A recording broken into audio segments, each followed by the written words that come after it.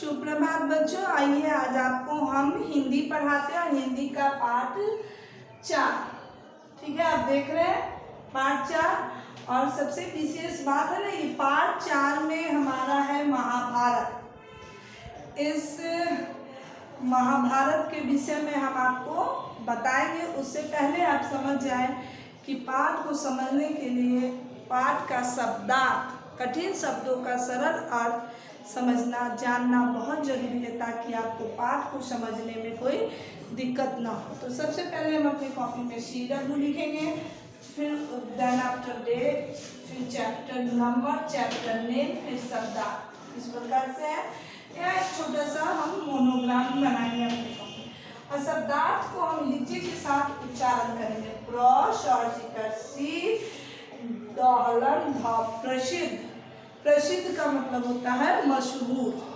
बताएं हम आपको, प्रसिद्ध का मतलब क्या होता है? मशहूर। तो आइए महाभारत से संबंधित कुछ कथाएं हैं जो हम आपको बता रहे हैं। महाभारत हमारे देश का सबसे महान पौराणिक ग्रंथ है, ये तो आप जानते हैं, जो इस देश के महान इतिहास और उसके वैभव से हमारा परिचय कराता है।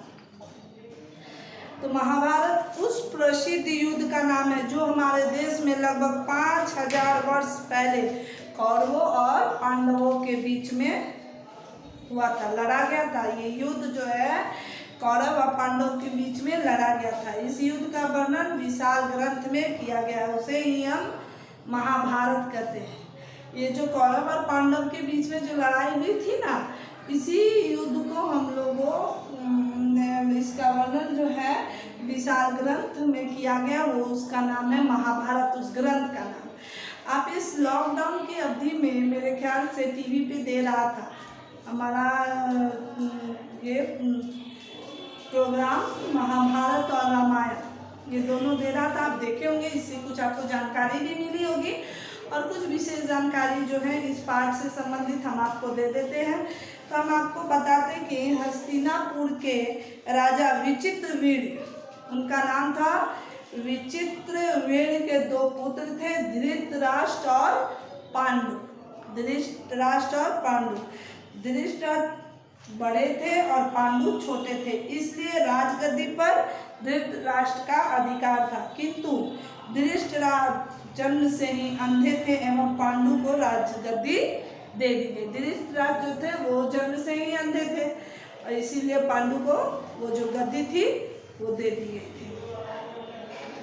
धृतराष्ट्र की पत्नी का नाम गांधारी था। पांडु की 2 रानियां थी, कुंती और माद्री। कुंती और माद्री। गांधारी के 100 पुत्र थे। वो जो थे ना गांधारी, धृतराष्ट्र की पत्नी गांधारी, उनके 100 पुत्र थे, जिनमें सबसे बड़ा दुर्योधन था। कुंती के 3 बेटे थे, युधिष्ठिर, भीम और अर्जुन। और माद्री के 2 बेटे थे, नकुल और सहदेव। ठीक है, इस प्रकार पांडु के उनकी दोनों रानियों से 5 पुत्र थे। तो पहला पुत्र धृतराष्ट्र थे, जिनकी रानी थी गांधारी, उनसे 100 पुत्र थे। और दूसरा बेटा पांडु, जिनकी पत्नी का नाम क्या नाम था? कुंती। पहली पत्नी का नाम कुंती था, जिनके 3 बेटे थे, युधिष्ठिर, भीम, अर्जुन तथा माद्री के 2 बेटे थे, नकल और सहदेव। तो इस प्रकार पांडु के कितने पुत्र में? 5 पुत्र। धृतराष्ट्र के पुत्र कौरव और पांडु के पुत्र पांडव कहलाते थे। धृतराष्ट्र के पुत्र कौरव कहलाते थे क्योंकि वो 100 थे, और पांडु के पुत्र पांडव कहलाते थे क्योंकि 5 थे। पांडु बड़े वीर थे, किंतु बीमार रहने के कारण वे मर गए। उनके मर जाने पर धृतराष्ट्र को गद्दी पर बैठाया गया। पांडु का बड़ा पुत्र होने के कारण युधिष्ठिर को युवराज माना गया। पांडु जो थे उनका बड़ा बेटा कौन था? पांडु का बड़ा पुत्र युधिष्ठिर था, तो युधिष्ठिर को युवराज माना जाता था क्योंकि वो बड़ा था। दुर्योधन नहीं चाहता था कि उसके पिता का राज्य पांडवों को मिले, वह कौरवों को ही राज्य का असली अधिकारी मानता था। ठीक है, धृतराष्ट्र ने किसी भी झगड़े को टालने के लिए पांडवों को एक अलग राज्य दे दिया, जिसकी राजधानी इंद्रप्रस्थ थी।